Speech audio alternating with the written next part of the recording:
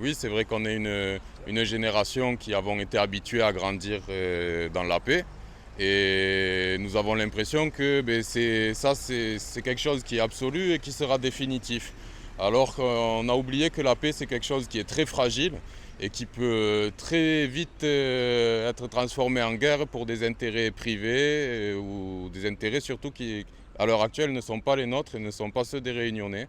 Et partout, c'est vrai, on a été bercé pendant plusieurs années, même à l'école, avec l'Europe, c'est la paix. Mais aujourd'hui, l'Europe, c'est la guerre. Qui c'est qui pousse à la guerre aujourd'hui? C'est l'Union européenne. Les va-t-en-guerre aujourd'hui sont l'Union européenne et nous, on est là aujourd'hui pour dire on n'en veut pas. On ne veut pas que nos enfants partent. On a un président qui nous a dit nous sommes en guerre.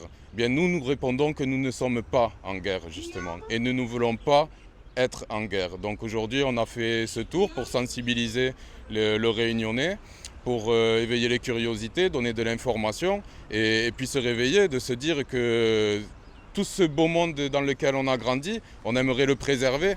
On ne veut pas que demain, que ce soit un conflit en Ukraine. On se rappelle les bouteilles d'huile il y a quelques années. On leur avait mis sur le dos des conflits en Ukraine. Il y a le conflit au Moyen-Orient.